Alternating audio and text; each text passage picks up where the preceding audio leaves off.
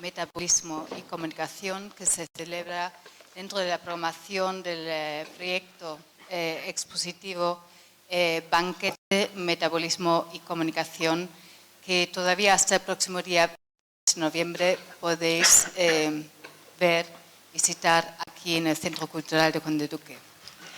Digo la penúltima jornada porque me gustaría recordaros que el próximo día, viernes 21 de noviembre, cerramos este ciclo de conferencias en torno al concepto del metabolismo y la comunicación, en torno a los procesos de transformación de materia, energía e información que rigen la convivencia contemporánea, con una conferencia magistral de Lynn Margulis el próximo viernes 21 de noviembre, que ofrecerá unas reflexiones en torno al tema del hambre y el ecosistema.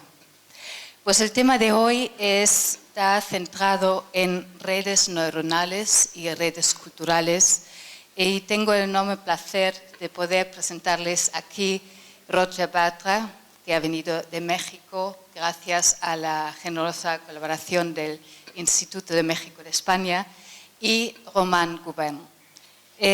Roger Bartra es un muy considerado antropólogo y sociólogo por la Universidad de Sorbonne, que está trabajando en un equipo de investigación en la Universidad de México.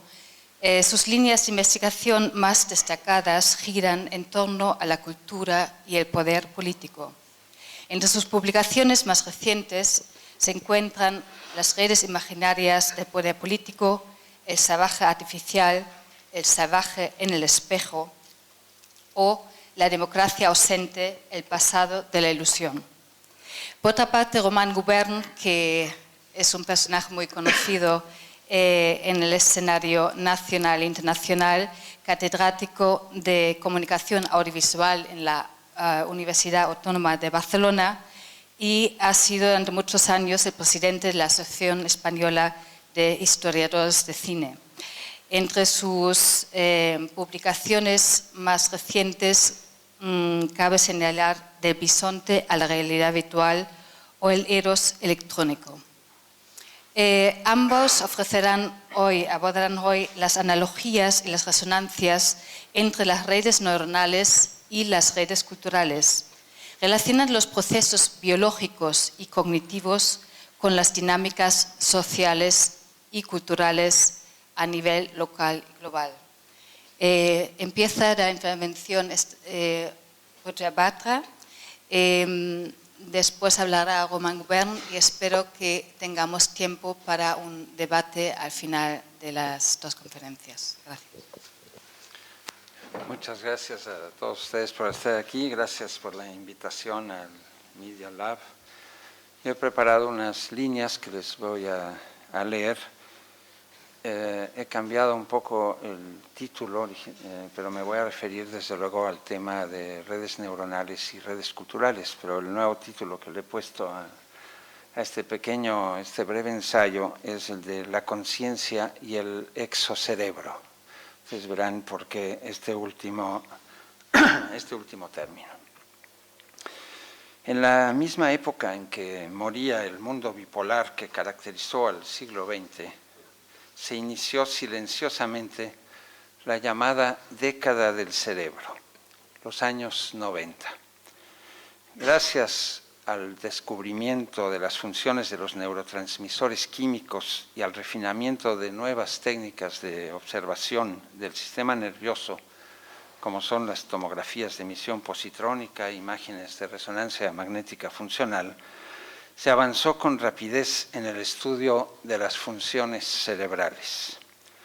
Parecía que los neurobiólogos estaban en camino de resolver rápidamente uno de los más grandes misterios con los que se enfrenta la ciencia, el desciframiento de los mecanismos del pensamiento y de la conciencia. En cierta manera, yo creo que los científicos abordaron el problema de la conciencia humana de la misma manera como lo hicieran los naturalistas del siglo XVIII, que buscaban al hombre en estado de naturaleza con el objeto de comprender la esencia desnuda de lo humano, despojado de toda artificialidad que lo oculta, de toda la artificialidad que lo oculta. Para entender el misterio de la conciencia humana, la neurología también ha intentado buscar los resortes biológicos naturales de la mente en el funcionamiento del sistema nervioso central, desembarazado de las envolturas subjetivas que lo envuelven. Sabemos desde hace mucho tiempo que el hombre en estado de naturaleza no existió más que en la imaginación de los filósofos y los naturalistas ilustrados.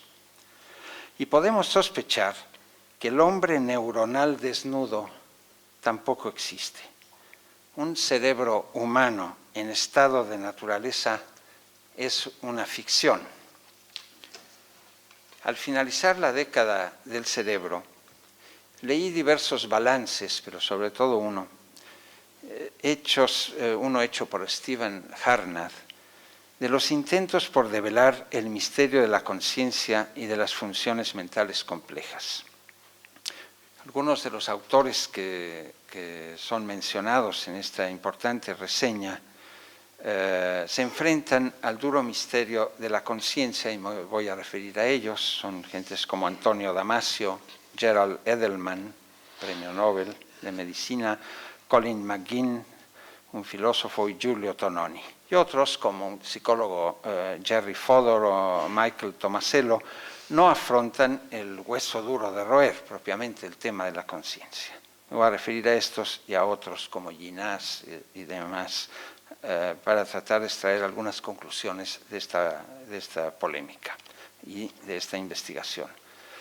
Del balance se desprende que la década del cerebro avanzó en la explicación de algunos aspectos del funcionamiento neuronal, pero dejó en la oscuridad el problema de la conciencia.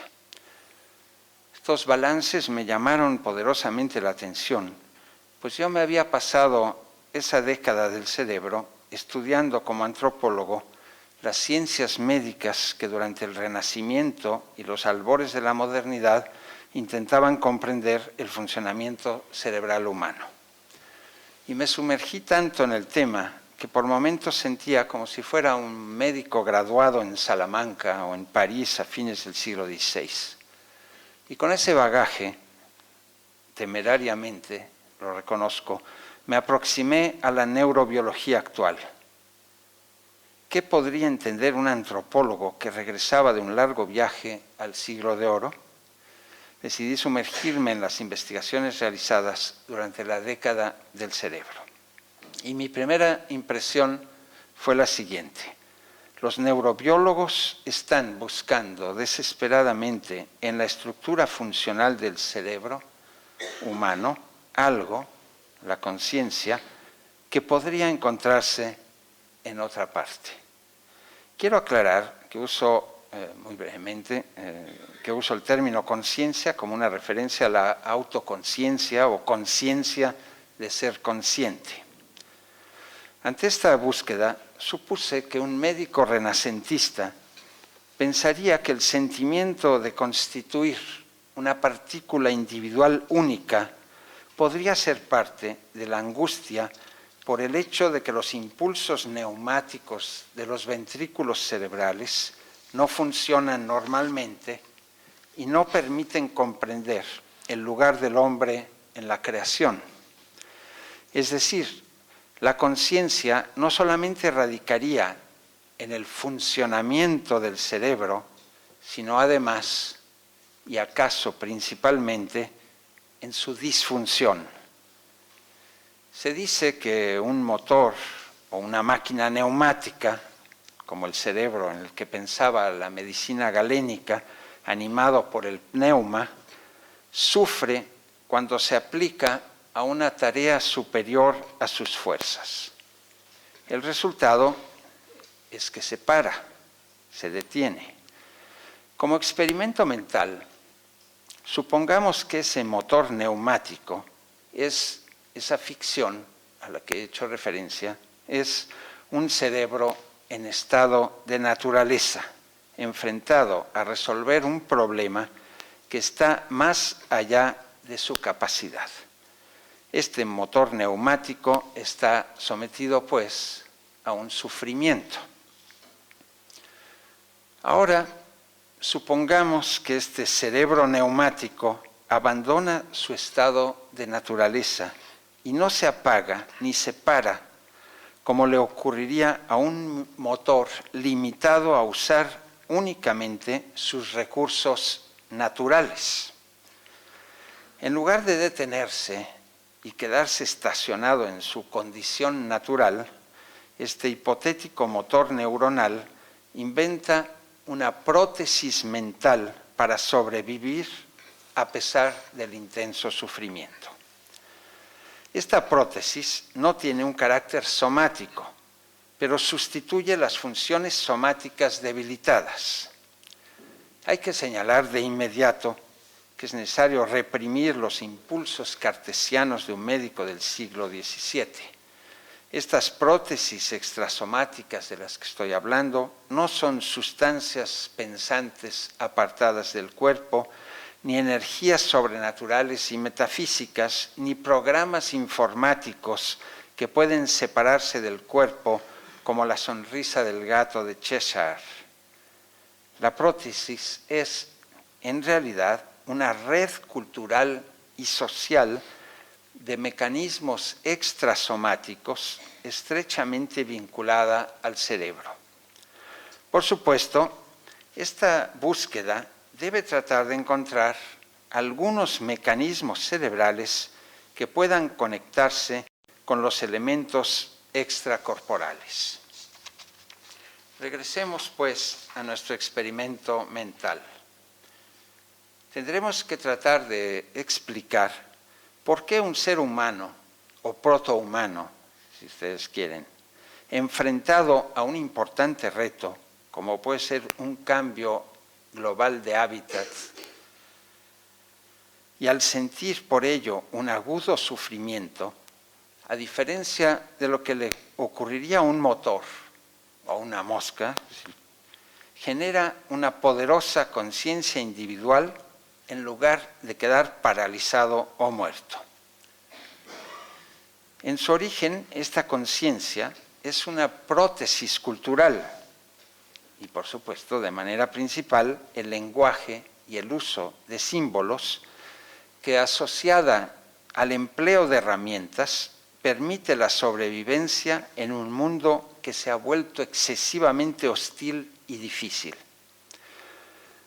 Los circuitos de las emociones angustiosas generadas por la dificultad de sobrevivir pasan por los espacios extrasomáticos de las prótesis culturales, pero los circuitos neuronales a los que se conectan se percatan, digamos, de la exterioridad o extrañeza de estos canales simbólicos y lingüísticos. Hay que subrayar que, vista desde esta perspectiva, la conciencia no radica en percatarse de que hay un mundo exterior, el contorno, el hábitat, sino en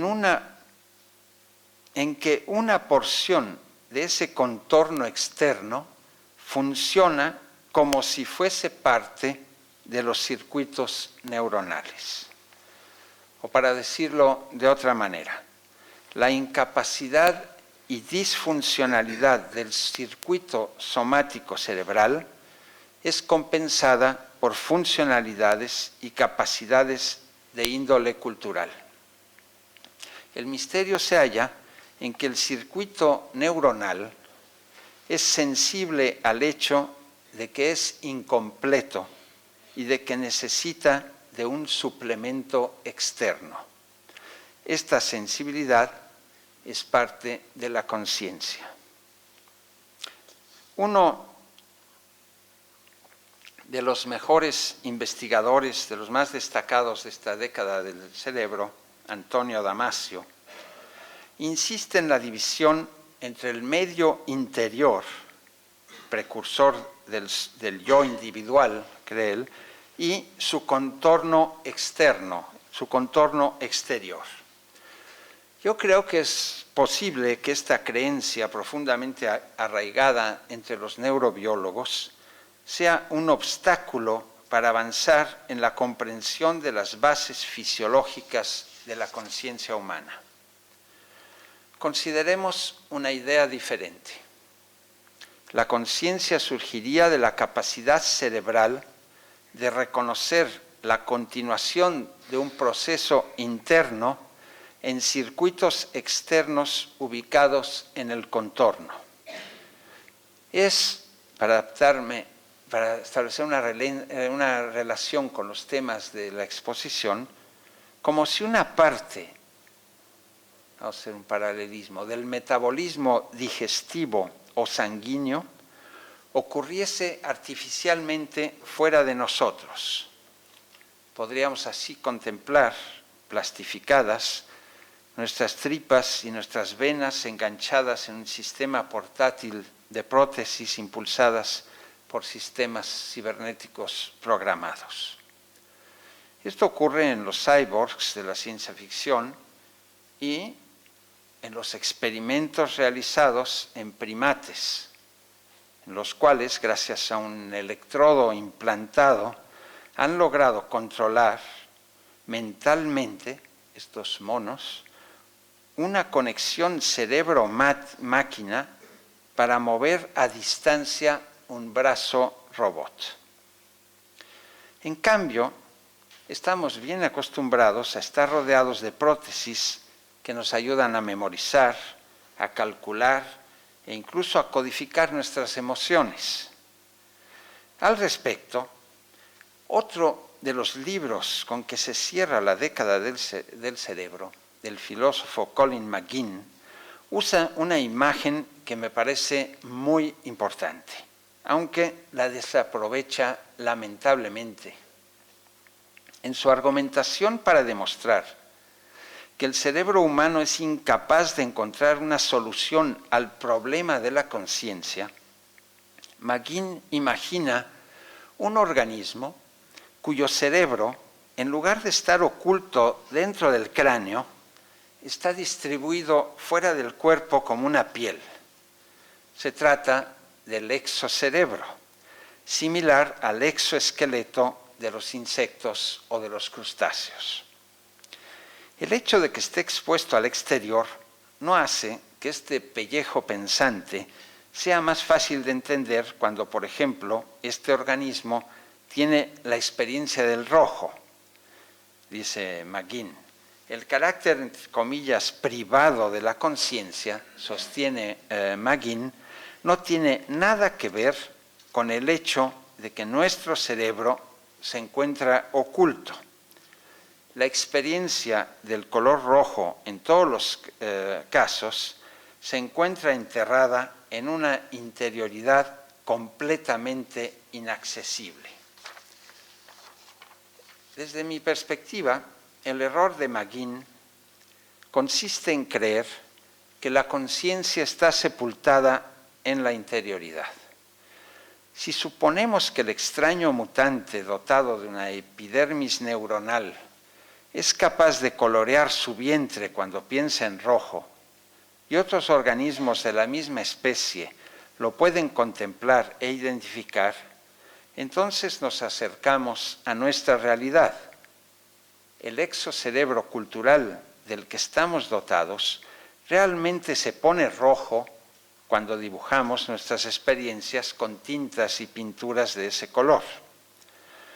Hay que decir que la idea de un cerebro externo fue esbozada originalmente, habría que destacarlo mucho, por Santiago Ramón y Cajal, quien al comprobar la extraordinaria y precisa selectividad de las redes neuronales en la retina, consideró a estas, lo cito textualmente, como un cerebro simple colocado fuera del cráneo. Yo quiero recuperar la imagen del exocerebro para aludir a los circuitos extrasomáticos de carácter simbólico. Se ha hablado de los diferentes sistemas cerebrales, el sistema reptílico, el más antiguo, el sistema límbico y el neocórtex, la nueva corteza cerebral. Creo que podemos agregar un cuarto nivel, el exocerebro. Para explicar y complementar la idea, me gustaría hacer aquí un paralelismo inspirado en los estudios clínicos de mi amigo el doctor Paul Bakirita, especialista en ingeniería biomédica, orientados a construir sistemas de sustitución sensorial para ciegos, sordos y otros discapacitados. La plasticidad neuronal permite que el cerebro se adapte y construya en distintas áreas los circuitos que funcionan originalmente con deficiencias. Si trasladamos al exocerebro este enfoque, podemos suponer que importantes deficiencias o carencias del sistema de codificación y clasificación, surgidas a raíz, como decía, de un importante cambio ambiental o de mutaciones que afecten seriamente algunos sentidos, como el olfato o el oído, auspiciaron en ciertos homínidos su sustitución por la actividad de otras regiones cerebrales, las famosas áreas de Broca y de Wernicke, estrechamente ligadas a sistemas culturales de codificación simbólica y lingüística. Esta nueva condición presenta un problema. La actividad neuronal sustitutiva no se entiende sin la prótesis cultural correspondiente.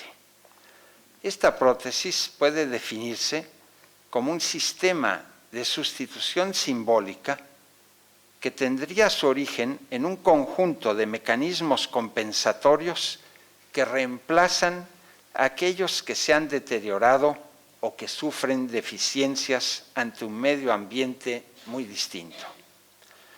Esta hipótesis supone que ciertas regiones del cerebro humano adquieren genéticamente lo que yo llamaría una dependencia neurofisiológica del sistema de sustitución simbólica.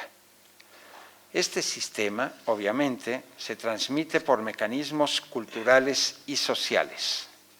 Es como, para retornar a las metáforas de esta exposición, es como si el cerebro necesitase la energía de circuitos externos para sintetizar y degradar sustancias simbólicas imaginarias en un peculiar proceso anabólico y catabólico.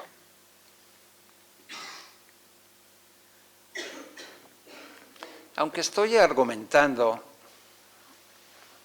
la importancia de los circuitos culturales en la formación de la conciencia individual, creo que no debemos verlos como la varita mágica que resuelve los misterios del funcionamiento del cerebro.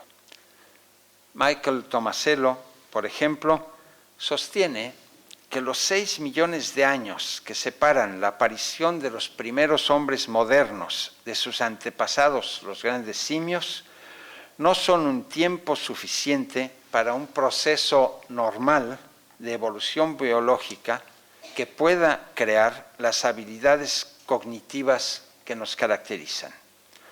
Por lo tanto, cree Tomasello, el único mecanismo que puede explicar el salto es la transmisión social y cultural.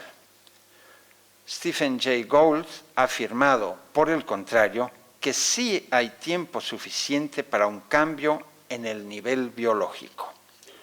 La transformación del Homo erectus en Homo sapiens fue un proceso que muy probablemente ocurrió en África entre 250.000 y 100.000 años atrás. En esta época, algún grupo relativamente aislado y geográficamente localizado sufrió rápidos cambios en la estructura y el tamaño de su sistema nervioso central que se sumaron a las transformaciones, seguramente muy anteriores, del aparato vocal que permiten la articulación del habla tal como hoy la conocemos. Supongamos que las mutaciones en estos nuevos seres afectaron las funciones y el tamaño de la corteza cerebral, pero además ocasionaron una cierta deterioración de circuitos nerviosos que les dificultaron su adaptación al medio, como podrían ser la disminución del olfato y del oído, como un ejemplo. Sus circuitos neuronales serían insuficientes y las reacciones estereotipadas ante los retos acostumbrados dejarían de funcionar bien, como el motor al que he hecho referencia. ¿Acaso podríamos agregar el hecho de que profundos cambios climáticos y migraciones forzadas los enfrentaron a crecientes dificultades, por lo que quedaron en desventaja frente a otros seres que mejor adaptados al medio respondían con rapidez a los retos cotidianos? El primigenio Homo sapiens deja de reconocer una parte de las señales de su entorno. Ante un medio extraño, este hombre sufre, tiene dificultades para reconocer los caminos, los objetos o los lugares. Para sobrevivir, utiliza nuevos recursos que ya se hallan en su cerebro. Se ve obligado a marcar o señalar los objetos, los espacios, las encrucijadas y los instrumentos rudimentarios que usa. Estas marcas o señales son voces, colores o figuras, verdaderos suplementos artificiales o prótesis semánticas que le permiten completar las tareas mentales que tanto se le dificultan.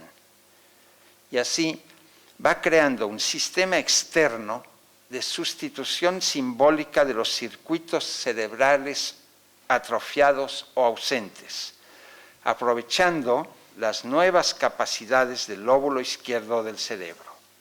Surge, pues, un exocerebro que garantiza una gran capacidad de adaptación. Así que el salto evolutivo no tuvo un carácter puramente cultural. Michael Tomasello, el investigador que he estado citando, ha dicho, lo cito textualmente, que la conclusión ineluctable es que los seres humanos individuales poseen una capacidad biológicamente heredada para vivir culturalmente. Yo más bien creo que adolecen de una incapacidad genéticamente heredada para vivir naturalmente, biológicamente. Esto nos lleva a la búsqueda de esos circuitos neuronales que se caracterizan por su carácter incompleto y que requieren de un complemento, de un suplemento extrasomático. Los investigadores han demostrado la existencia en los cerebros de los mamíferos de plasticidad neuronal en circuitos que requieren de experiencias procedentes del medio externo para completarse en forma normal. El ejemplo clásico de los neurobiólogos es el de la formación de las columnas correspondientes al dominio ocular en la corteza visual. Si se impide la visión de uno de los dos ojos, estas columnas simplemente no se desarrollan. Otras formas de plasticidad neuronal no se inician genéticamente. Se trata de ciertos procesos de aprendizaje donde la experiencia externa impulsa todo el proceso de cableado neuronal. Al respecto, los resultados de varias investigaciones han mostrado el error de las tesis de Chomsky, según la cual el desarrollo del lenguaje está determinado por la maduración de los circuitos neuronales innatos. Se trata más bien de una interacción en la que el tejido de redes cerebrales impulsa al aprendizaje, el cual a su vez determina el crecimiento de mapas neuronales, una idea de la que Lev Vygotsky fue precursor hace más de 70 años. Aquí cabe recordar los casos de niños aislados, los llamados niños salvajes, que al carecer de un contorno social no desarrollan habilidades lingüísticas. Algunos estudios han demostrado que hay diversos patrones de plasticidad. En primer lugar, hay mecanismos abiertos al aprendizaje durante toda la vida, muy ligados a la experiencia, a la adquisición del léxico, a la representación de rostros, formas y objetos. Pero en segundo lugar, hay procesos de configuración de sinapsis durante periodos limitados del crecimiento, como los procesos gramaticales, los sistemas que calculan las relaciones dinámicas y cambiantes entre lugares, eventos y objetos.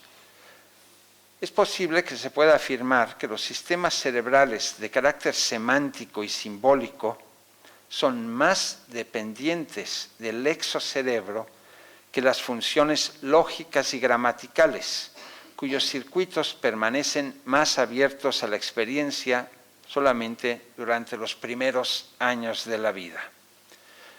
Quiero mencionar también el importante reciente descubrimiento de las llamadas neuronas espejo, estudiadas originalmente en una región cerebral de los monos homóloga del área de Broca en los humanos y que tienen como función específica representar o reflejar acciones de otros individuos. Los monos en estos experimentos reconocen las acciones realizadas por otros, sean monos o humanos, debido a que el patrón neuronal en las áreas prefrontales durante la observación es el mismo al que se genera internamente para producir esa misma acción en el área motora. En los humanos, este mecanismo está circunscrito al hemisferio izquierdo. Es decir, el control interno de una acción de la propia mano y la interpretación de un movimiento externo similar de la mano de otro individuo se reúnen como dos caras de la misma moneda en las descargas de las neuronas espejo. Yo me pregunto si acaso, es una especulación, un gran crecimiento de la población de neuronas espejo en la corteza cerebral generó en nuestros ancestros una especie de adicción o dependencia a observar y reconocer determinados actos y movimientos de otros individuos. Muy brevemente ahora quiero tomar otro camino para señalar la existencia de las huellas del exocerebro en el interior del sistema nervioso central. Veamos dos ejemplos en los que la relación con el contorno sociocultural se encuentra atrofiada. Los autistas y las personas afectadas del llamado trastorno de la personalidad antisocial. Es interesante recordar que el texto clásico sobre el autismo, publicado por Leo Kanner en 1943, describe a estos enfermos, lo cito textualmente, como animales asociales prehomínidos, incapaces de aceptar o comprender cambios en la rutina o en su contorno, sin nociones de la diferencia entre el tú y el yo, que desarrollan buenas relaciones con los objetos y malas con las personas y que sufren de serias incapacidades lingüísticas. Es decir, en mi interpretación, carecen de exocerebro. Es significativo que en algunos autistas, los antaño llamados sabios idiotas, se desarrolle una especie de hipertrofia de la memoria visual o acústica, así como capacidades extraordinarias para copiar, recitar o reproducir imágenes, obras musicales, y textos con gran precisión, pero sin entender lo que hacen. Estos autistas han desarrollado enormemente ciertas funciones del hemisferio cerebral derecho, visual, motor, no simbólico, como una especie de compensación por las disfunciones del lado izquierdo, cargado de secuencias lógicas, lenguaje, simbolismo. En el autista está dañado o no existe el sistema de sustitución simbólica, de manera que en algunos casos, al no poder usar los circuitos culturales externos, se produce una hipertrofia de la memoria neuronal. En esta especie de australopitécidos vivientes, los circuitos neuronales correspondientes al lenguaje estarían cerrados y completos y no buscarían conexiones con prótesis externas. El otro ejemplo. Resulta muy inquietantes y reveladores los resultados de una investigación sobre el volumen de la materia gris prefrontal en individuos diagnosticados por los psiquiatras como afectados por el síndrome de la personalidad antisocial. Es decir, personas caracterizadas por un continuo, constante comportamiento violento y transgresivo, constante irritabilidad agresiva e irresponsable indiferencia por el daño ocasionado a otros o a ellos mismos. El hecho es que en los casos patológicos estudiados se encuentra una reducción significativa del tamaño de la corteza cerebral anterior, una reducción que no se observó ni en drogadictos ni en afectados por desórdenes esquizofrénicos o afectivos de otra naturaleza. Estos antisociales estudiados mostraron un 11% de reducción de la materia gris en comparación con un grupo de control normal. La hipótesis es que en estos casos están averiadas las conexiones entre los circuitos neuronales sociodependientes y los circuitos culturales propios del exocerebro.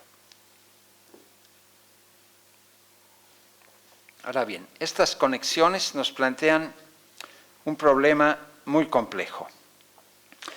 En otro de los libros que emergen de la década del cerebro, seguramente el mejor de todos ellos, de Gerald Edelman y Giulio Tononi, se expone la idea de que la memoria neuronal no tiene un carácter representacional.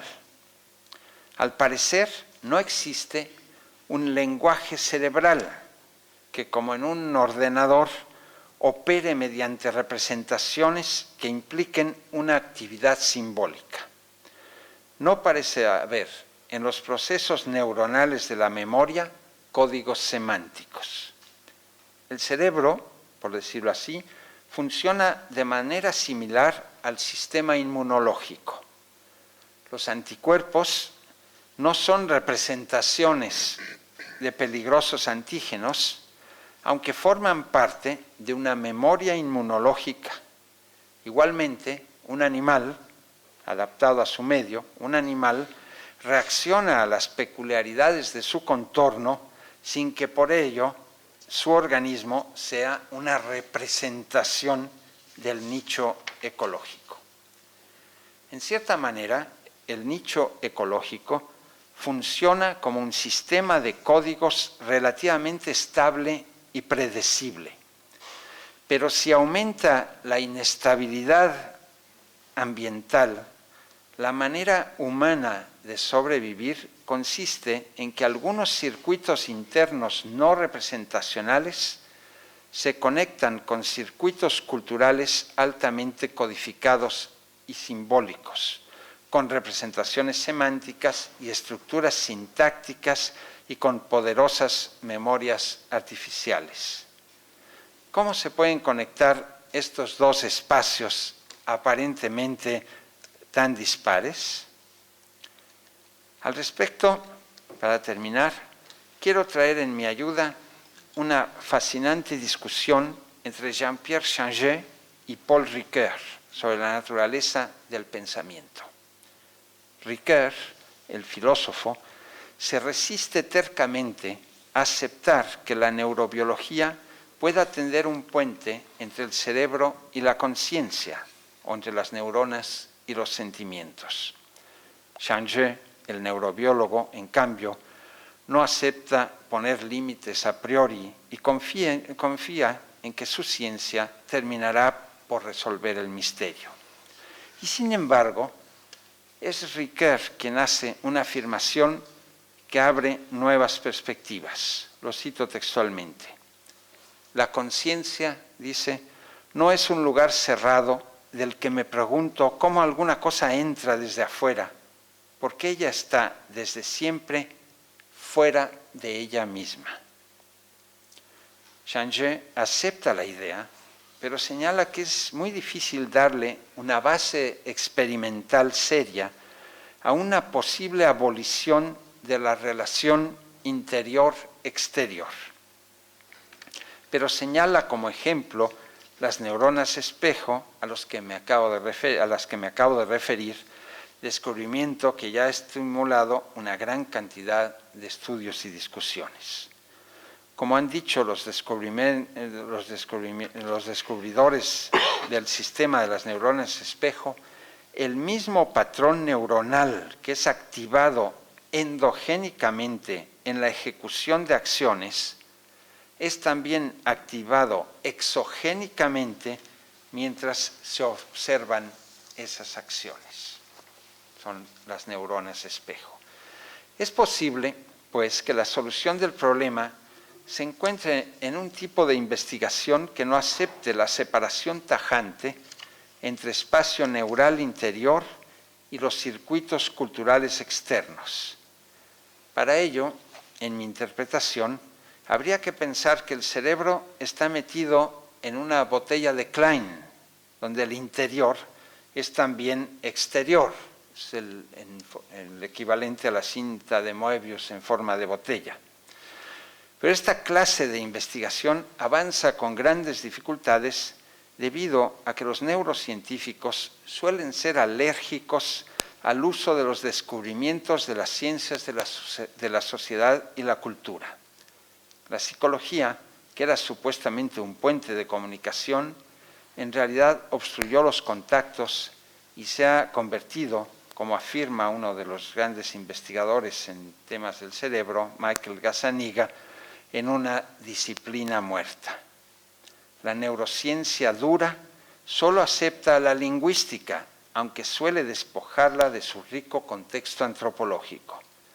En consecuencia, Gazzaniga tiene necesidad de suponer la existencia de un aparato neuronal traductor e interpretador ubicado en la corteza cerebral izquierda, encargado de generar lo que llama la ilusión de una conciencia individual coherente.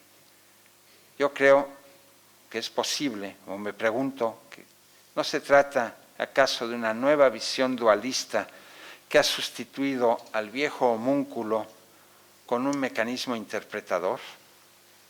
A mí me parece que estos mecanismos de interpretación se encuentran tanto afuera como adentro del tejido neuronal. El problema radica en que el espacio que conecta los circuitos neuronales con las redes culturales es demasiado complejo y ramificado como para reducirlo a un dispositivo formal lingüístico o mimético. En este espacio se halla sin duda el habla, pero también hay ahí mitos, símbolos plásticos, música, rituales, creencias, signos mnemotécnicos y los elementos institucionales que les dan soporte.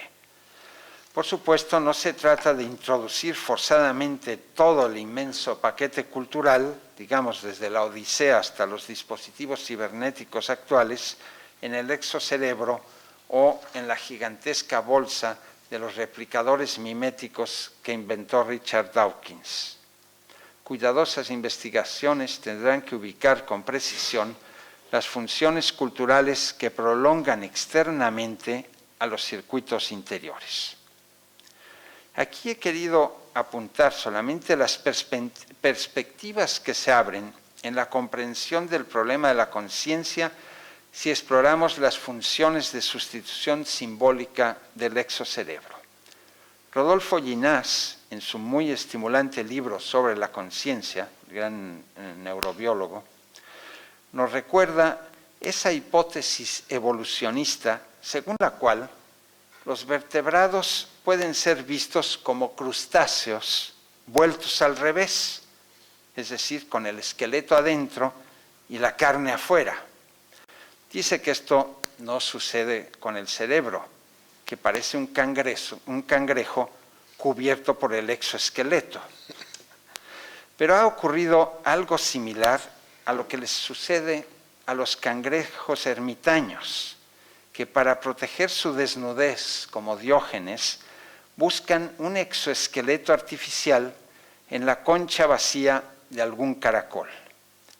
De manera análoga, la carne cerebral de los humanos ha buscado, fuera del endeble cráneo que la oculta, un exocerebro artificial expuesto a la intemperie que le proporciona una sólida estructura simbólica en que apoyarse. El exocerebro es una pieza del sistema que está expuesta a la curiosidad de todos y ha sido desde hace mucho manipulada, estudiada, interpretada y acariciada por huestes innumerables de artistas, antropólogos, músicos, escritores, historiadores, mitólogos, filólogos o críticos literarios. Los neurocientíficos muchas veces se sienten muy incómodos en esta compañía heterogénea, me los imagino visitando la exposición que hay aquí abajo, pero tendrán que acostumbrarse a compartir con extraños colegas el territorio de la conciencia si quieren seguir avanzando. Buenas tardes. Debo decir que ni Roger Bartra conocía mi texto, ni yo conocía el suyo. Es decir, que me han escrito desde México, yo desde Barcelona, los textos de modo independiente. No obstante, curiosamente, verán que hay algunas tangencias muy curiosas. Espero que lo aprecien. Mi trabajo, por supuesto, está mucho menos escorado hacia el campo de la neurobiología y más escorado hacia el campo de las redes culturales, por razones de especialización, aunque evidentemente me interesa mucho el campo de las neurociencias, pero me considero poco competente para entrar en ello. Y el título de mi comunicación es En redes e identidades, de modo que seguimos de nuevo atrapados en esas redes que nos envuelven, ¿no? El texto dice así: el metabolismo puede definirse como el conjunto de reacciones físico-químicas que transcurren en todos los seres vivos en orden al mantenimiento de la vida, al crecimiento de los individuos y a la reproducción de los mismos. En este complejo proceso orgánico se pueden distinguir dos fases o etapas: la de la captación y almacenamiento de la energía procedente de fuentes externas y la de la formación, a partir de ella, de la sustancia constituyente propia del individuo.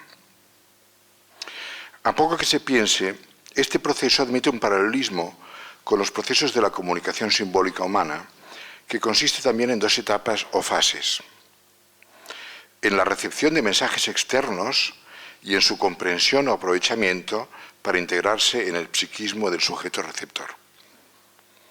Si todo ser vivo, desde el punto de vista termodinámico, constituye un sistema abierto, el mismo principio rige desde el punto de vista de la comunicación interactiva con los sistemas simbólicos de su entorno. La información puede ser equiparada a una nutrición psíquica del sujeto que, entre otras cualidades, posee la de constituir la base transmisora de los memes postulados por Dawkins, antes he hablado de ellos, esos rasgos transgeneracionales de comportamiento cultural sobre los que volveremos más tarde. Para resumir nuestra propuesta, añadamos que la relación entre la vida humana y la cultura cumple muchos principios estructurales que son propios del metabolismo endosomático y exosomático, y más que nunca en nuestra sofisticada era tecnocientífica. Es menester balizar este territorio teórico, además, porque la evolución técnica, a diferencia de la evolución biológica, tiene un comportamiento acumulativo lamarckiano, pues los inventos, una vez inventados, ya no se desinventan, como ocurre con la temida bomba atómica, y se incorporan de modo definitivo a nuestro ecosistema cultural. En los años 60 del siglo pasado, Marshall McLuhan se refirió a los medios de transporte y comunicación como prolongación de las facultades humanas. Según él, la rueda prolongó o potenció la función de nuestras piernas.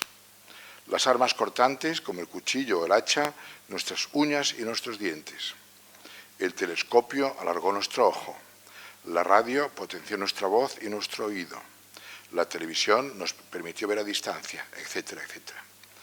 Pues bien, ahora no estamos ya ante prolongaciones del cuerpo humano, como sugería un McLuhan formado en la era preinformática. Su celebrada aldea global procedió de los satélites geoestacionarios, no de Internet, sino ante algo nuevo, ante delegaciones externas de facultades humanas a modo de prótesis electrónicas semiautónomas.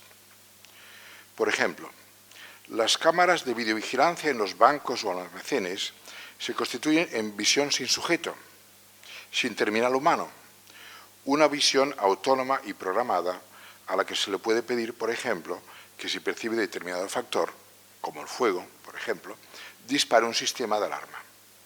Y lo mismo pueden decirse de las bombas que seleccionan un blanco y se autodirigen hacia un objetivo concreto. Ya no estamos propiamente ante una prolongación de una facultad humana, sino ante una suplantación o, si se quiere utilizar un término más amable, de una delegación de facultades. Y lo mismo podría decirse de la delegación de nuestra memoria en los ordenadores, capaces de sobrevivir a nuestra existencia biológica. Ustedes saben que Platón, en Fedro, señaló el daño que causaría el invento de la escritura porque, razonaba, fiándose de ella, los hombres no recordarían por sí mismos y delegarían su información a un soporte fomentando su desmemoria. Pues bien, creo que algo de esto empieza a pasar en nuestros colegios de la era informática, en los que se está subestimando la importancia de la memoria personal, olvidando que aprender es comprender y retener. Con el proyecto de inteligencia artificial también se supone que esta facultad podrá delegarse en las máquinas y toda la varaunda mediática que levantó la derrota de Garry Kasparov en febrero del 96 frente a Deep Blue demuestra que la cuestión no es baladí. Deep Blue podía calcular hasta 200 millones de jugadas por segundo, lo que significaba que podía prever todas las combinaciones en el tablero con una antelación de 7 u 8 jugadas, mientras que Kasparov solo podía anticipar 3. Y si bien es cierto que en Deep Blue estaba depositada la suma de facultades intelectuales del colectivo de ingenieros que lo diseñó, su inteligencia despersonalizada y autónoma hizo que Kasparov asegurara luego que, en la quinta jugada, el ordenador no había efectuado solamente un cálculo, sino que había pensado en términos de estrategia.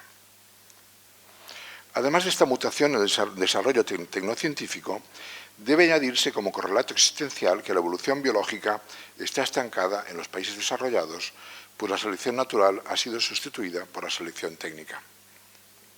Antes la gente se moría a los 50 o 60 años de una pulmonía o de un ataque de apendicitis, pero ahora la medicina, véase el Papa, ahora la medicina ha alargado artificialmente sus vidas hasta los 80 o 90 años. Los biólogos nos dicen que un niño que nazca ahora en un país desarrollado podría vivir fácilmente más de 100 años. Otra cuestión distinta es si vale la pena vivir tantos años.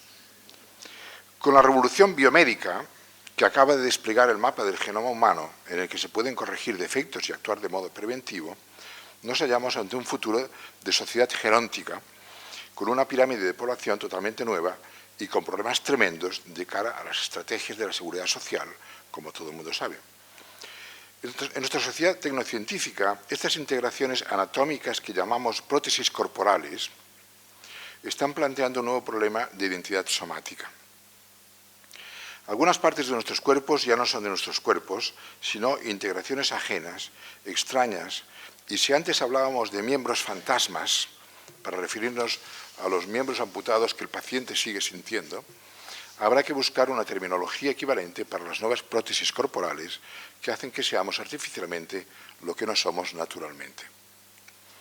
En efecto, primero fueron las gafas, seguidas de las lentillas, y ahora la implantación de córneas y cristalinos, los audífonos, las prótesis óseas, las caderas artificiales, las piernas y brazos ortopédicos, las prótesis mamarias, los implantes eréctiles para el pene, el riñón artificial, los marcapasos, el corazón artificial, el pulmón artificial, los implantes de hígado, de médula, de tejido nervioso, etcétera, etcétera. No hace mucho se le ha implantado a una paciente norteamericana paralítica un electrodo en el cerebro para que pueda tener orgasmos instantáneos a voluntad, sin interacción sexual ni prácticas autoeróticas, simplemente apretando un botón situado cerca de su mano en la silla de ruedas. Fuente El País, 8 de febrero de 2001. Bueno, ya ven cuál es el panorama de lo que estamos denominando el hombre biónico, mitad ser humano y mitad robot. ¿Podemos seguir afirmando que su cuerpo es verdaderamente suyo? ¿Qué sentimiento de identidad corporal pueden vivenciarse en casos tan extremos? En definitiva, la identidad personal se forja a partir de un capital genético expulsado del útero materno, al que se le sobreañade una interacción con el medio ambiente y una educación. Pero ahora sabemos que el capital biológico es manipulable, pudiendo modificarse el carácter, las facultades, la conducta. No solo es manipulable a través del genoma, sino mediante los psicofármacos, cuya última generación se anuncia con efectos potentísimos y sofisticados. Y, por supuesto, la educación y la cultura son, por definición, factores modelizantes de la personalidad y en la actualidad se están ensayando nuevas formas de educación o de programación psicológica durante el sueño sin que seamos conscientes de su acción. En una palabra, las interacciones con el medio cultural son siempre manipulativas o, si se quiere emplear una palabra más amable, estructurantes. El entorno, actuando sobre el capital biológico, configura nuestra identidad y, lo que es más importante, el sentimiento y la vivencia de nuestra identidad. La identidad humana no solo se basa en una conciencia corporal individualizada y diferenciada, sino también en una pertenencia cultural y territorial. Pero la informática nos ha proporcionado también un ciberespacio sensorial llamado realidad virtual inmersiva, que nos brinda nuevos espacios ilusorios, ciberterritorios hiperrealistas que se constituyen en el país de ninguna parte. En la realidad virtual inmersiva el paisaje es ilusorio porque está en realidad en las pantallas del casco ventana que porta el usuario del sistema. Esta inmersión virtual puede resolver algunos problemas en la era de las grandes aglomeraciones urbanas, empujándonos hacia praderas, playas o sabanas virtuales solitarias y no contaminadas. Pero esta nueva topografía ilusoria que están haciendo puede poner también en peligro nuestros conceptos de pertenencia territorial o tribal, nuestro sentido del hábitat, nuestra conciencia ecológica y nuestro ideal de patria, sustituida por los paraísos artificiales que anunció Baudelaire, pero ahora de producción informática. La nueva territorialidad virtual converge así con las prótesis somáticas que hemos comentado para poner en crisis la identidad de los ciudadanos del futuro como individuos y como pobladores de un territorio compartido. Por otra parte, la identidad no puede existir sin el polo de la otredad, y Jacques Lacan demostró hasta qué punto es esencial el otro en la construcción del yo. Puesto que aquí no estamos proponiendo una reflexión estrictamente psicoanalítica, es el momento de recuperar los memes de Richard Dawkins, esas unidades de transmisión cultural capaces de autorreplicarse de modo transgeneracional y que obedecen también a las leyes de la selección natural. Barthes ha escrito sobre este tema en el libro de la melancolía, justamente.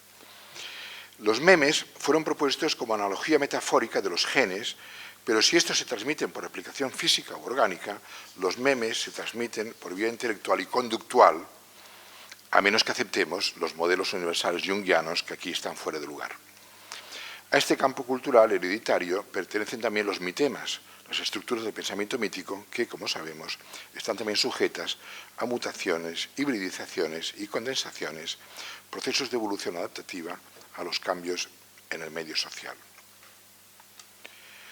La diferenciación socioterritorial de los memes es decisiva en la fundamentación de la otredad colectiva, de los regionalismos y de los nacionalismos.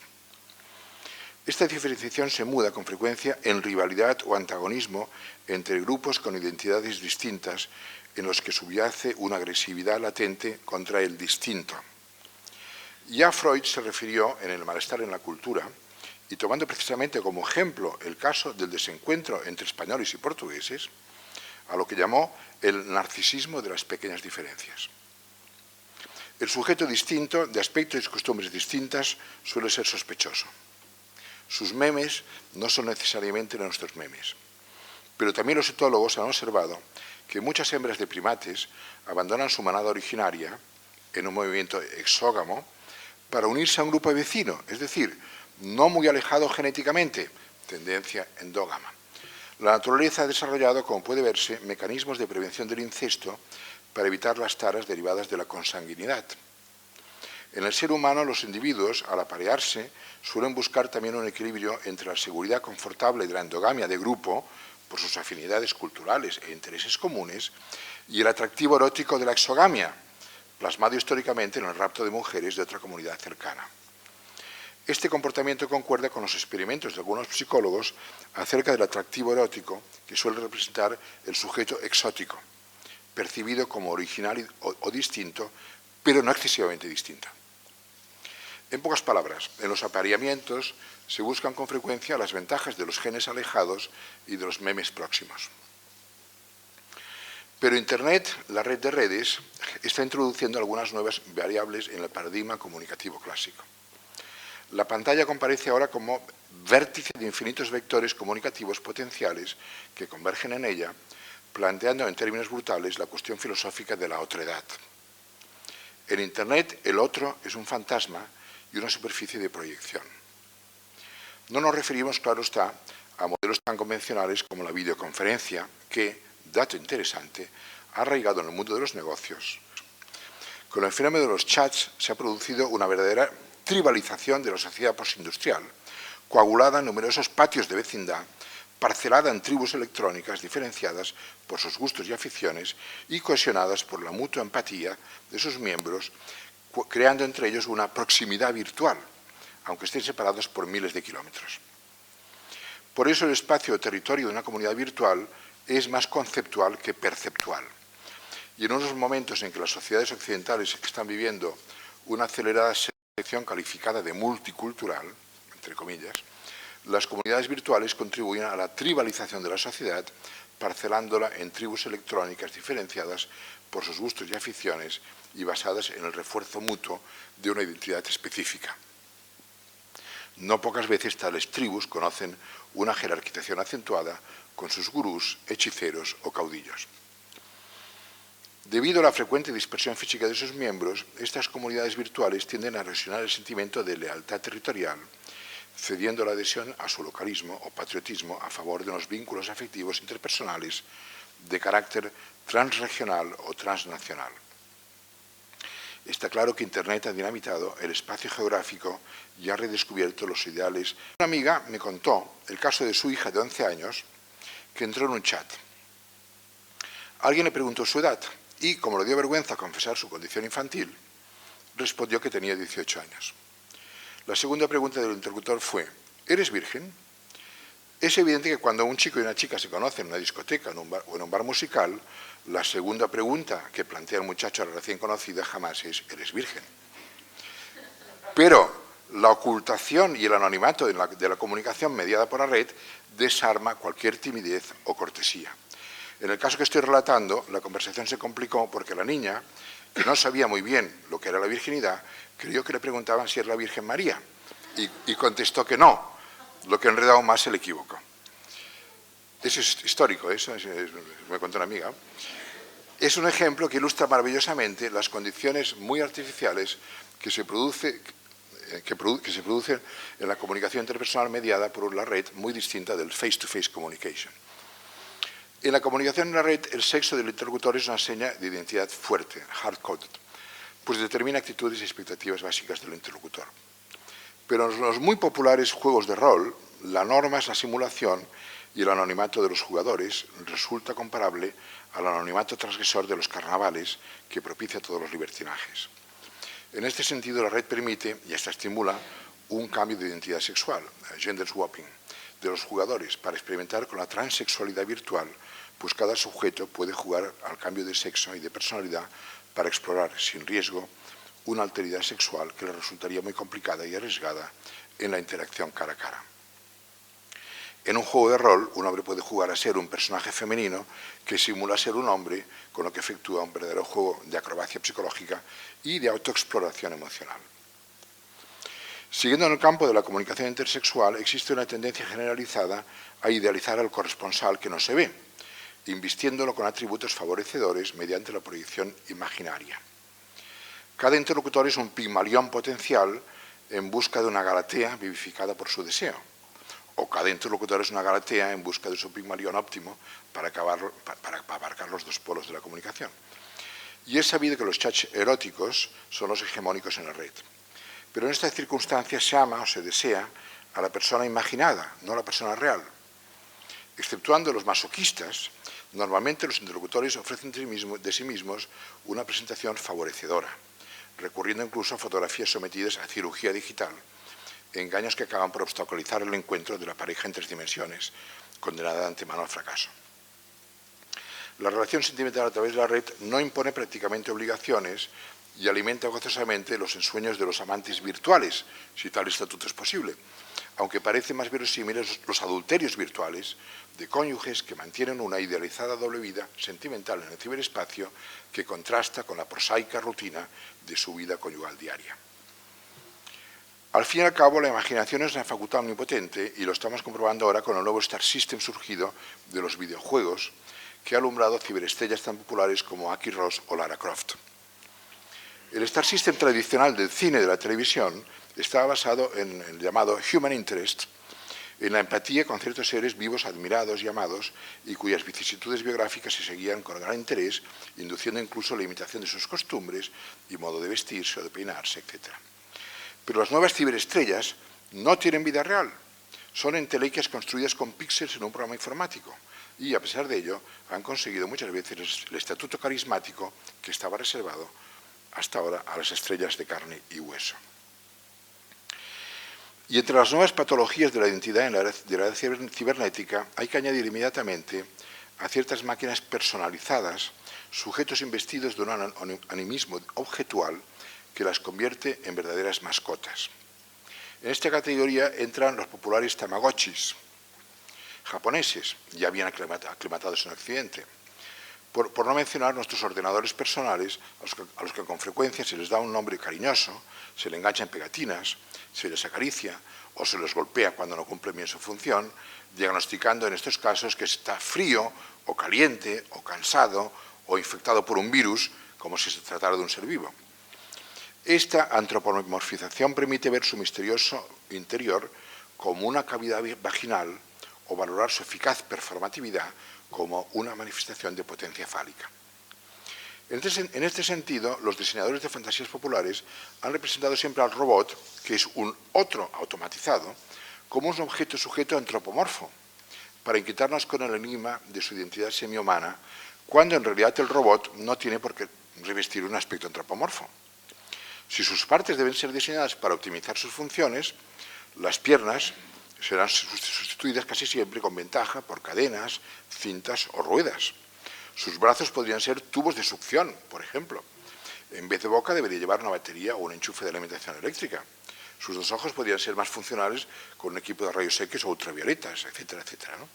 Pero el mito antropomorfo sigue pesando mucho en la imaginación popular y el último robot de la NASA, el sofisticado Robonaut, con 150 sensores, fue presentado a la prensa por los expertos diciendo que, cito literalmente, se puede rascar la espalda mejor que una persona.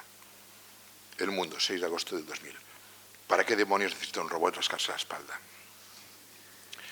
La confusión llega a su cima cuando Rodney Brooks, director del Departamento de Inteligencia Artificial del Instituto Tecnológico de Massachusetts, afirma que en el futuro, cito literal, las criaturas artificiales tendrán, como las personas, derechos y responsabilidades. El País, 18 de junio del 2002. La afirmación de Brooks se refiere a la futura generación de cyborgs, Cybernetics Organism, basados en la integración de biochips formados por neuronas orgánicas conectadas a chips electrónicos de silicona para crear nuevas redes nerviosas artificiales. Los expertos consideran especialmente aptas en este aspecto las neuronas de sanguijuela, por su tamaño, etc. Con su endoesqueleto electrónico y sus biosensores periféricos, estos artefactos tienden un puente entre los autómatas mecánicos del siglo XVIII y los replicantes exhibidos brillantemente en Blade Runner, que solo se diferencian de los seres humanos en que carecen de emociones y de recuerdos personales, aunque no tarde en descubrirse que si se les proporciona artificialmente la memoria de un pasado, es decir, una memoria personalizada, se les suministra un cojín sobre el que pueden erigir su mundo emocional. Un paso más allá en la imaginación fantascientífica, el Robocop, ideado por Paul Verhoeven en el 87, con cabeza humana y cuerpo mecánico, apareció dotado de vivencias subconscientes procedentes del pasado humano de su cerebro.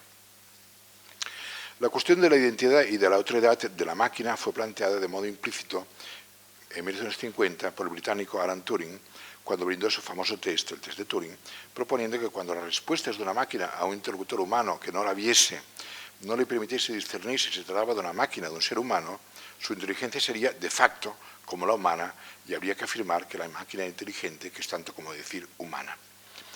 Esta antropomorfización de la máquina constituye una conclusión muy coherente con la corriente conductista que dominaba entonces los estudios de psicología y que contemplaba a los organismos como cajas negras que eran juzgadas únicamente por sus respuestas observables a la acción de un estímulo. Pero, paradojas de la psicología, la investigación ulterior estaría obligada a concentrarse, inevitablemente, en indagar los procesos de funcionamiento mental, buceando en las interioridades de la caja negra conductista para copiar sus procesos de funcionamiento, asociaciones, inferencias, generalizaciones, deducciones, etc. Y producir con ello modelos análogos de inteligencia artificial como inteligencia extracorporal. De modo que resultaría una paradoja que los supuestos simplificadores del estímulo-respuesta conductista condujeran necesariamente a hurgar en las interioridades de su misteriosa caja negra para copiarlas y quedaran con ello la frialdad mecanicista del modelo conductista y potenciaran en cambio el desarrollo científico antagonista, la psicología cognitiva, que hoy reina como disciplina prioritaria en la comunidad científica.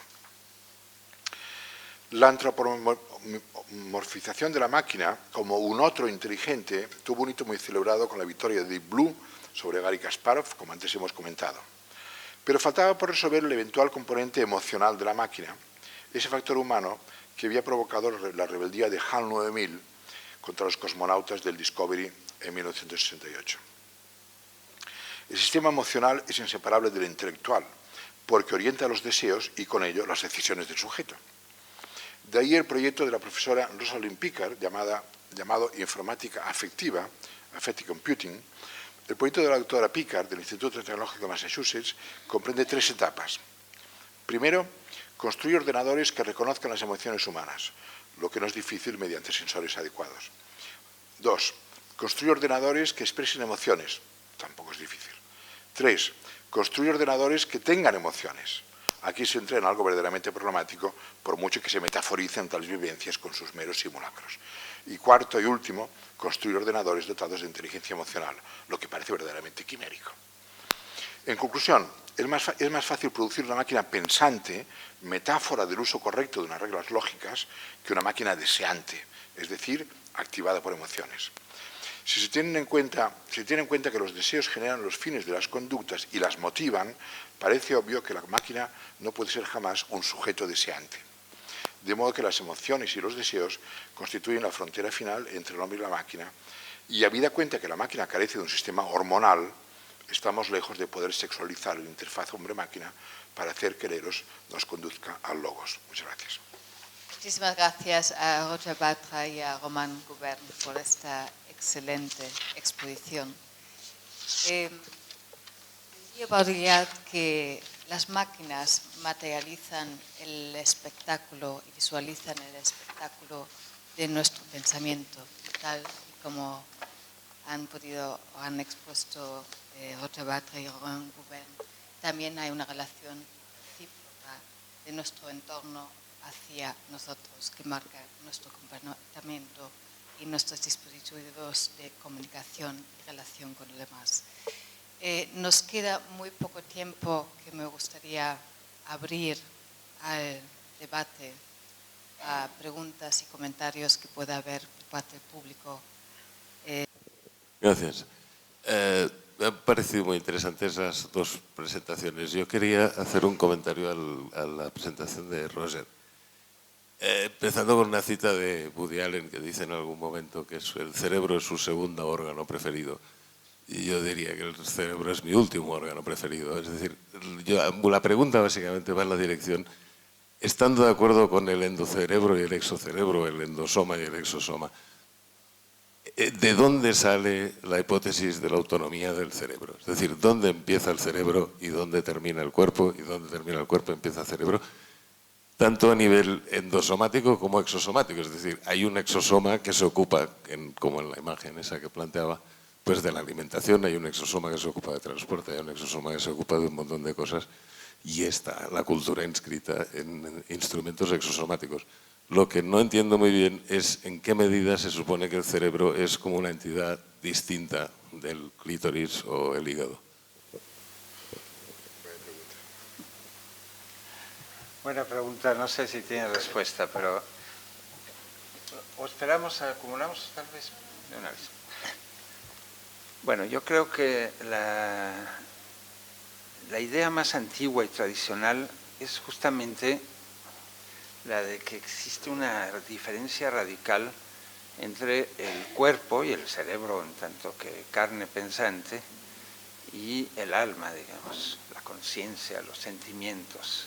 Entonces, esta idea, este dualismo cristaliza en las nociones cartesianas y han influido poderosamente en la cultura científica moderna hasta que los neurobiólogos actuales han logrado deshacerse de ella.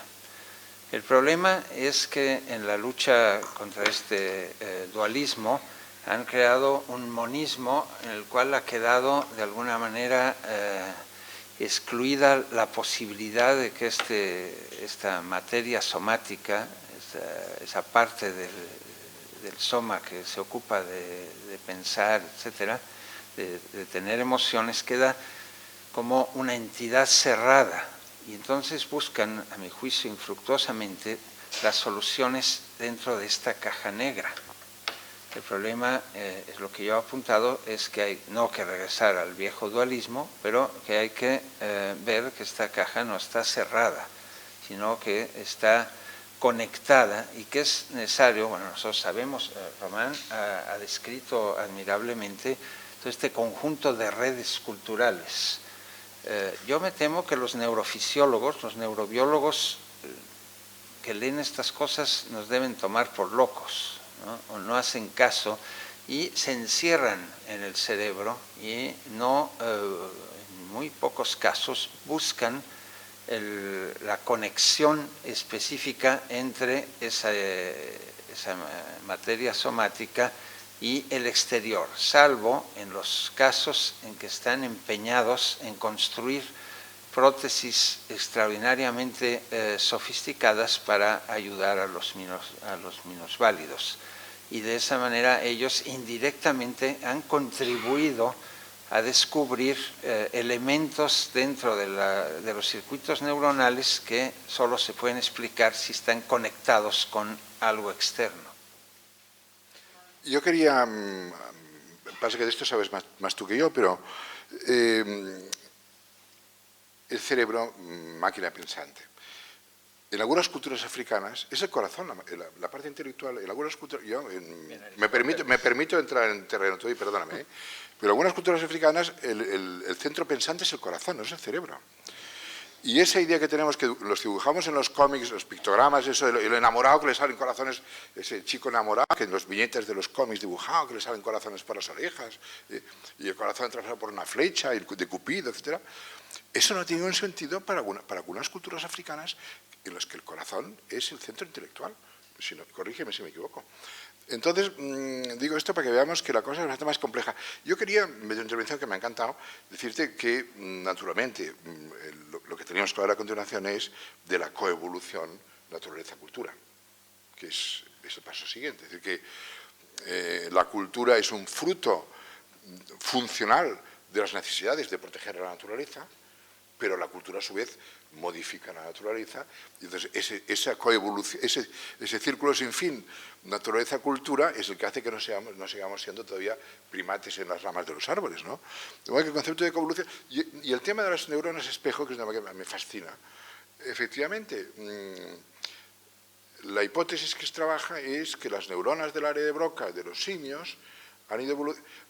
La imitación es comunicación preverbal, y la evolución de las neuronas espejo ha permitido funcionalmente adaptarse para convertirse finalmente, bueno, para transformar el aparato fonador, que ya es mecánicamente bien complicado, es estructuralmente bien complicado la transformación del aparato fonador en el hombre, la subida de la laringe, etcétera, etcétera, la bajada de la laringe, etcétera, y eso para mí es es clave, ver cómo el área de Broca de los simios, que en principio tienen funciones miméticas, de imitación, por tanto de comunicación preverbal, acaban convirtiéndose evolutivamente en neuronas del área de Broca de los seres hablantes.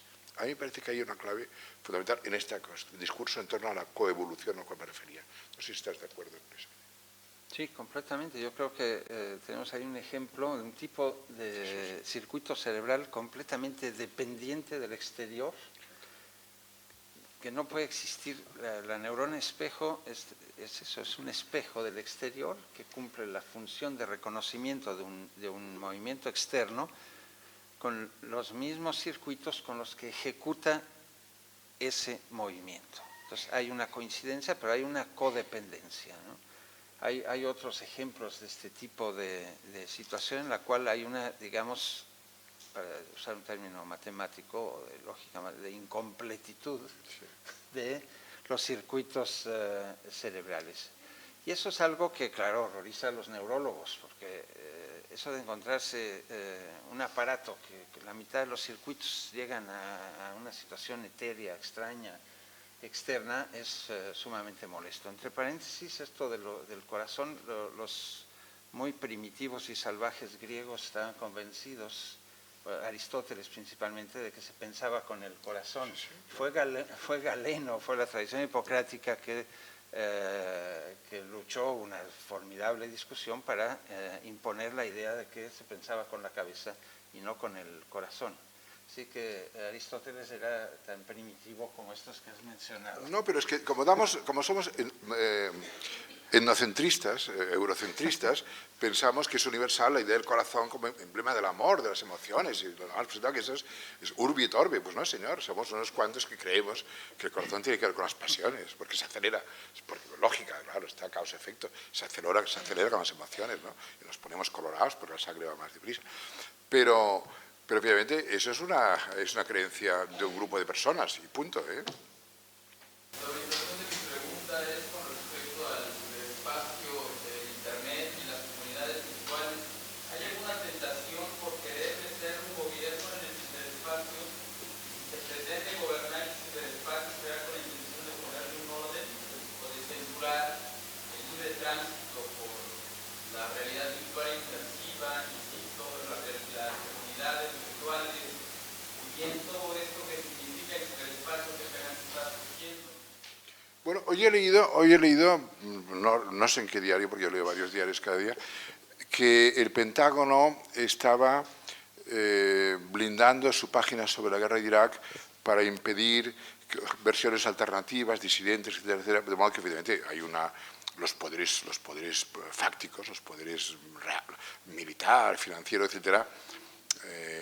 No hablo ya de las patrullas del FBI por la red, que la FBI patrulla por la red, como supongo que usted sabe, ¿no? A la búsqueda de maleantes, pornógrafos, etcétera. Bueno, equiparado maleantes y pornógrafos injustamente, porque no son lo mismo, claramente. Pero efectivamente está claro que los poderes usan los medios de comunicación a su servicio. Esto es viejo como el mundo, lo que llamó Foucault los aparatos ideológicos del Estado, ¿no? Eso. De modo que... perdón, Foucault, Tusser, perdón. Pero si no me cabe duda que hay una utilización de los medios desde la radio. También leí ayer una noticia en que en Marruecos hay una emisora en Argelia, perdón, que los americanos han instalado en Argelia una emisora para todo el mundo árabe, con repetidores en todo el mundo árabe, para imponer, para proponer su visión del mundo, que es la que es, etcétera, etcétera. De modo que no haya para usted duda que por muy democrático y horizontal, que la virtud de Internet es que es muy horizontal, pero no es global. Porque un medio de comunicación del cual se beneficia solo el 6% de la humanidad, el 7%, no sé cómo estamos, el 6 o 7% de la humanidad, evidentemente no es global. Es un medio del balneario del norte, como dice Semprún, los que vivimos en el balneario del norte sí, disfrutamos de Internet, los que viven en el Sahel del sur, no, por tanto, es mentira que sea global, es para los opulentos del balneario, ¿no? Pero tiene esa cosa desjerarquizada, que está muy bien, Internet tiene la virtud de la desjerarquización. Y hay un ejemplo, yo siempre cito, de un mal caso, un buen ejemplo de un mal caso, de esa capacidad, que es el caso de Mónica Lewinsky. El New York Times, el Washington Post conocían que el presidente Clinton tenía un affair oral con la señorita Mónica Lewinsky, pero les pareció que era un asunto privado, de vida privada, que no tenía relevancia política y no entraron al trapo. Pero cuando una publicación digital de Washington, modesta, pequeñita, lo dio a conocer, ya no se pudo ignorar el affair, y el New York Times y el Washington Post tuvieron que entrar, y el escándalo que se armó, ¿no? Por tanto, la horizontalidad de Internet es un elemento positivo y democrático, pero evidentemente no subestime usted la capacidad manipuladora de los grandes poderes fácticos, militares, financieros, etcétera, sin duda ninguna. Yo quería hacer un comentario para el profesor Roger. El otro día hubo una noticia en el periódico que hablaba de que las estructuras formadas por el correo electrónico tienen una forma bastante parecida a una estructura fractal de una neurona. A mí me pareció bastante inquietante, y hoy con la conferencia del profesor Roger he entendido que realmente quizás esta idea de que por cierto, creo que sería mejor la expresión hipercerebro que el exocerebro. A mí me ha despistado un poco porque creo que el concepto hipercerebro, de una forma similar al hipertexto, explicaría mejor un poco lo que usted nos quiere contar sobre las redes culturales externas a nuestras estructuras neuronales. Bueno, y dicho esto del hipercerebro, pienso que es bastante curioso que exista esta autosimilitud entre la estructura de una neurona y la estructura social o la estructura cultural que cualquiera de nosotros podemos formar con nuestra agenda de teléfonos móviles o con nuestra estructura cultural a través del correo electrónico. Pienso que es algo que creo que refuerza un poco su tesis sobre esa necesidad de entender que nosotros ya no somos solamente el yo y mis circunstancias, sino que hoy en día tus circunstancias se refieren más a esta idea del hiperrelación o el hipercerebro, y que, insisto, curiosamente con la misma estructura fractal que una neurona. Eso por un lado.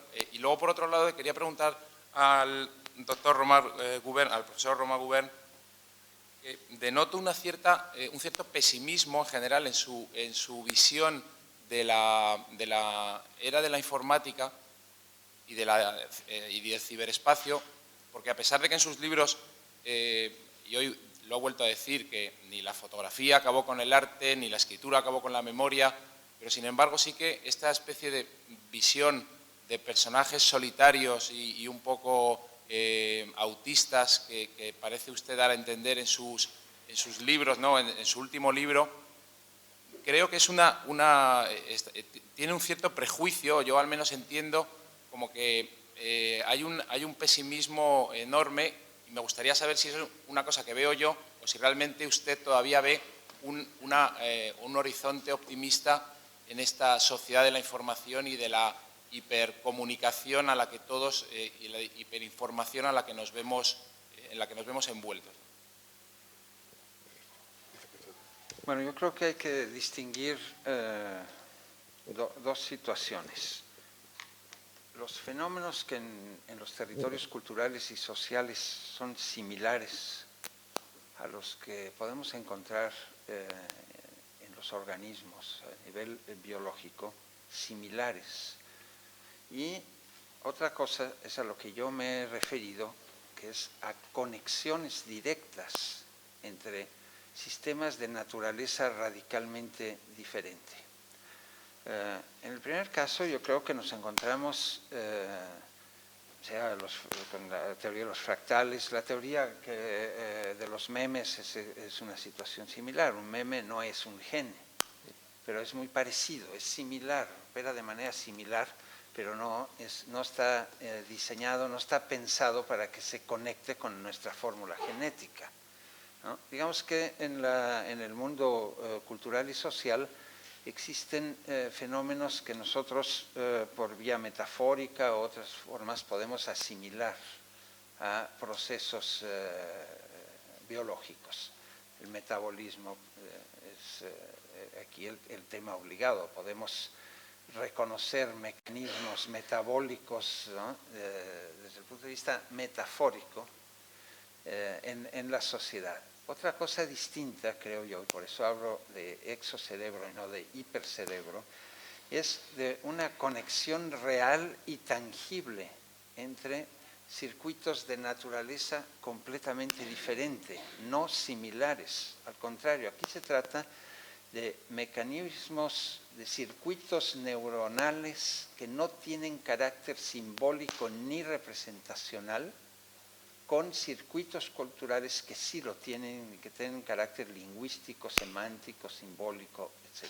Y eso representa una dificultad muy grande porque es necesario encontrar interfaces que podamos estudiar científicamente y abordar que conectan estos dos mundos tan dispares. Así que se trata de situaciones muy diferentes.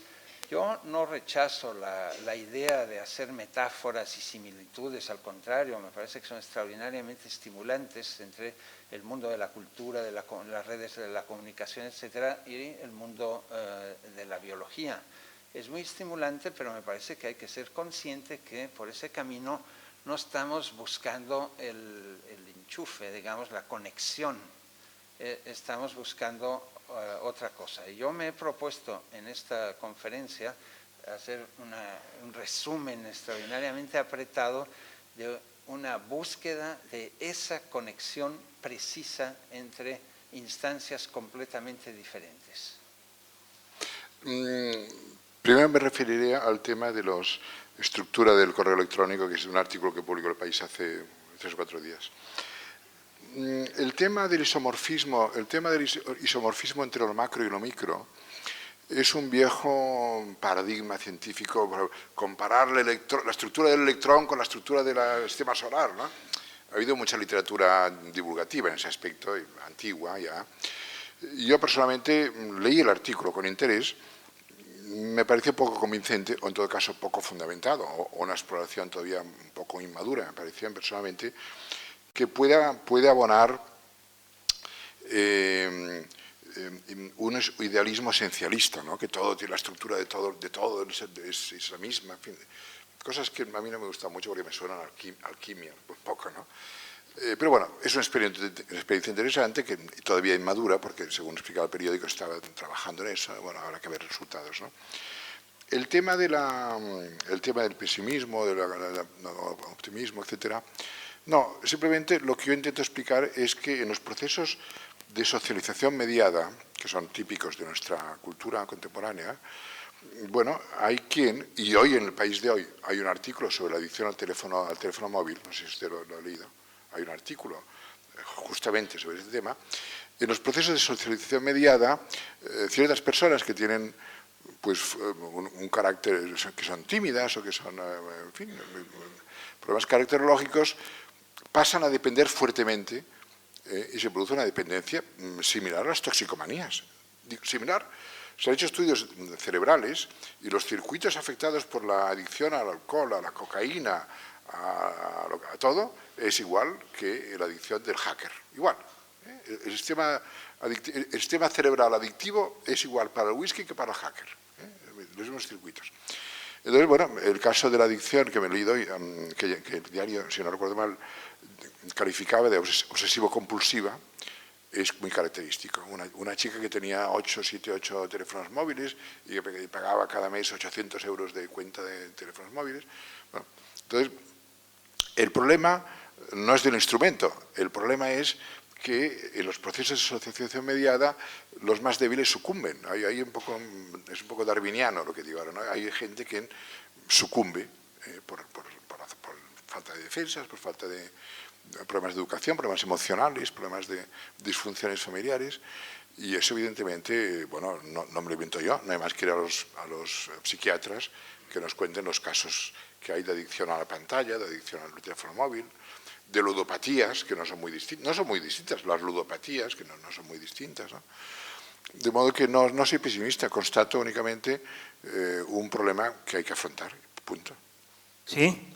Ahora sí. Quería hacer una reflexión. Se ha hablado de la evolución del ser humano a nivel corporal, a nivel de todos los avances que está habiendo con prótesis y demás, y luego también a nivel social.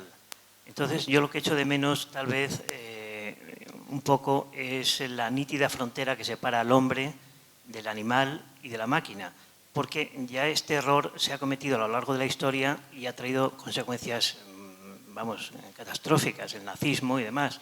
Entonces, la nítida frontera se puede llamar conciencia, se puede llamar dignidad, se puede llamar ética, se puede llamar religión, pero que si la olvidamos estamos encadenados otra vez a ir hacia atrás. Entonces, ahí está la dignidad del ser humano. Un niño que esté lleno de prótesis, lo más importante es que pueda sonreír con su madre o que pueda hacer un cuadro. Es que olvidamos eso tal vez, ¿no? Es lo que, vamos, quisiera que les parece la reflexión. Bueno, yo creo que desde mi perspectiva lo primero que hay que pensar cuando pensamos en prótesis es que el lenguaje mismo es una prótesis, eso es lo que estaba planteando.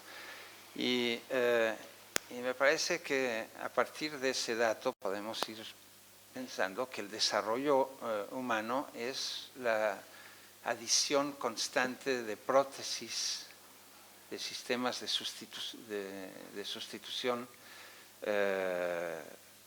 permanente. Y me parece que por sí mismo ese proceso no es en sí mismo peligroso ni nos lleva forzosamente al pozo negro del fascismo ni nada de esto. Yo creo que lo que tenemos que hacer es explicar por qué ocurre esto y qué consecuencias tiene. Una excesiva separación lleva a estas ideas, ya sea a la Jung, que piensa en arquetipos, o a la Chomsky, a fin de cuentas, con gramáticas generativas que están preconstruidas en los circuitos neuronales y que separan completamente, no permiten comprender las conexiones entre la dimensión cultural y los mecanismos neuronales, sino que o bien ponen todo el paquete de un lado o lo ponen completamente del otro, y se cae en esta antigua discusión ya muy viciada entre la primacía de la cultura o de la naturaleza, que me parece que, como he intentado plantear, está completamente superada, como se está empezando, yo creo que a superar esta polémica sobre qué son más pesados o más importantes, si los factores llamados internos o los externos, que es una polémica similar. Ahora, derrumbar esta idea, esta polaridad, es sumamente difícil, pero me parece que, y hay muchas resistencias al respecto, pero no me parece que nos lleve a ningún extremo peligroso. A mí me interesa esta pregunta, otra cuestión un poco periférica, pero que tiene que ver, los chimpancés. Hoy día sabemos que los chimpancés tienen comportamientos culturales diferenciados según las zonas y transmitidos. Entonces, claro, ciertos primates tienen algunos comportamientos semi-humanos, y eso a mí es un tema que me preocupa. No sé si te preocupa a ti esta cosa. Claro, bueno, es que la cultura no es un fenómeno exclusivamente humano, eso es algo que tenemos que aprendidos y que transmiten aprendizaje, ¿no? Entonces, hay una frontera ahí, una frontera entre media que no son hombres, pero son cuasi hombres, ¿no? Y ahí hay toda una cuestión bioética, y me parece importante, ¿no? Bueno, una pregunta más acerca de límites. oyendo las dos ponencias, las dos propuestas y teniendo en cuenta otras teorías, por ejemplo, de Dawkins, que ha sido muy mencionado, la del fenotipo extendido, se empieza como a percibir la disolución de muchos límites, hasta ahora como constantes en la ciencia, hasta el final del siglo XX. Entonces, mi pregunta es, ¿se puede suponer, se puede prever el nacimiento o el cambio de la ciencia en una dirección en donde, digamos, las individualidades pierdan sus límites y todo se base más bien en una topología como carente de fronteras y se busca a sí mismo entonces un lenguaje precisamente con unos recursos topológicos distintos?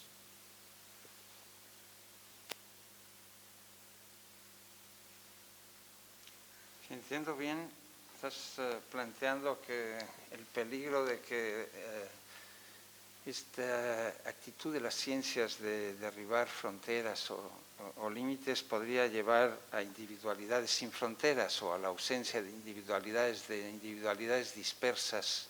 Bueno, en el otro sentido, si más bien estas reflexiones particulares presionan a la ciencia en general para que la ciencia adopte otros lenguajes en donde estas fronteras puedan desaparecer sin generar excesivos problemas. Bueno, es un cambio, digamos, en el lenguaje científico más bien. Bueno, la ciencia está derrumbando muchas fronteras, las que intenta derrumbar no lo ha logrado todavía.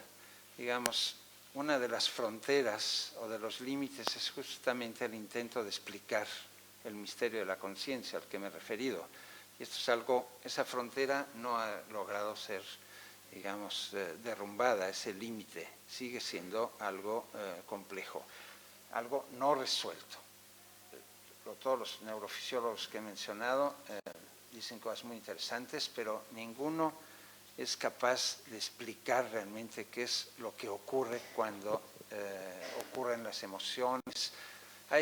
Es como como se podría describir una ciudad desde un avión de gran altura con muchos aparatos, rayos infrarrojos, etcétera, ¿no? El comportamiento de una ciudad, pero no pueden bajar, no pueden entrar, entonces están tanteando apenas el terreno.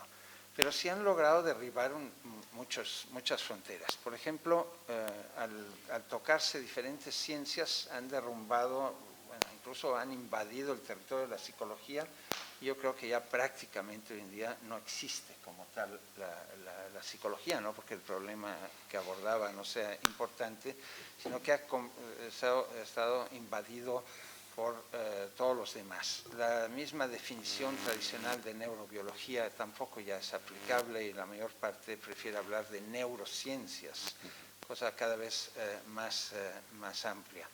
Yo creo que es un fenómeno muy saludable y que responde a que se van descubriendo mecanismos precisos y esto obliga a la confluencia de diferentes expertos, ¿no?, que tenían identidades más o menos definidas en el siglo pasado y hoy en día ya no es posible. Ahora, esta misma ruptura de límites puede romper este límite fundamental que están tratando de explicar, es decir, el de la conciencia individual, el de la autoconciencia.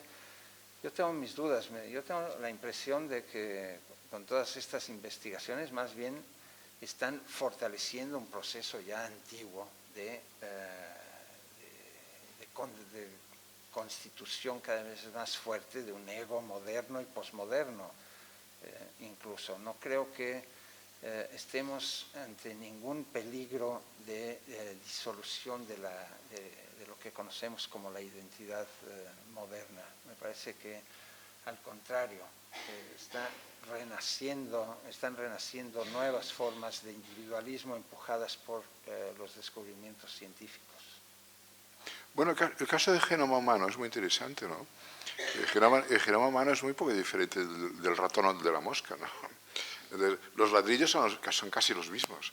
Entonces, hay un plus que hace que, más allá de los ladrillos, el ser humano tenga una conciencia que no tiene el ratón o no tiene la mosca, ¿no? Y ahí parece que es que hay que indagar por otros lados, no por el lado del genoma únicamente, que son los ladrillos, ¿no? Me parece que efectivamente estamos en un momento ante un reto descomunal. Y hoy día la investigación científica ha de ser interdisciplinaria por narices.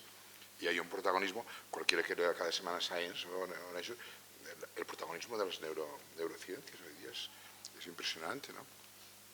Claro, y nosotros yo creo que desde los territorios de la cultura, en general, no solamente los científicos de la cultura, digamos, los artistas, los escritores, etcétera, debemos tratar de entender qué ha pasado con esta revolución frustrada, hay que decirlo, pero intento de revolución de las neurociencias durante la década del cerebro. Han avanzado mucho, pero ha sido un avance muy silencioso, subrepticio, y solo últimamente está empezando a socializarse realmente el tema, y sobre todo pues gracias al uso masivo de los fármacos, ¿no? que regulan las conexiones sinápticas y todo esto, Prozac y compañía. Esto, claro, conecta todos estos descubrimientos, muchos de los cuales tienen 10, 15, incluso 20 años. Las neuronas espejo se conocen desde hace 15 años o más, pero es muy recientemente que tiene una resonancia, ¿no? una importancia. Yo creo que tenemos que abrirnos a esas experiencias científicas porque tienen una extraordinaria importancia. Y los neurotransmisores, que antes se creía que había un número muy limitado de neurotransmisores y hoy tenemos muchos más. Y tú estás dando una medicación para un neurotransmisor y esto que no es adecuada, ¿no? Yo pienso que evidentemente estamos en el protagonismo de la investigación científica hoy día es el cerebro, esto no me cabe ninguna duda.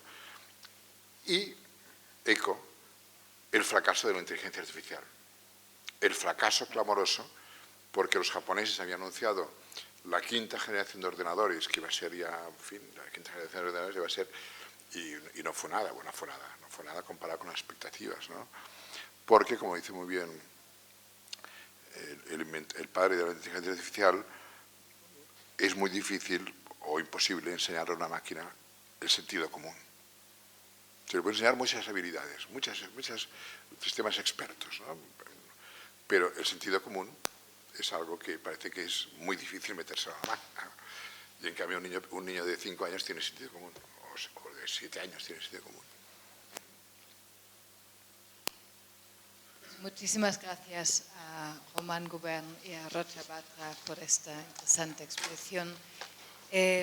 Gracias también al Máster de Arte y Nuevas Tecnologías de la Universidad Europea de Madrid, que ha contribuido, al igual que el Instituto de México, España, a poder celebrar esos días de simposio de metabolismo y comunicación, que, como dije al principio, concluirá el próximo día 21 con una conferencia de Indim Margulis sobre el hambre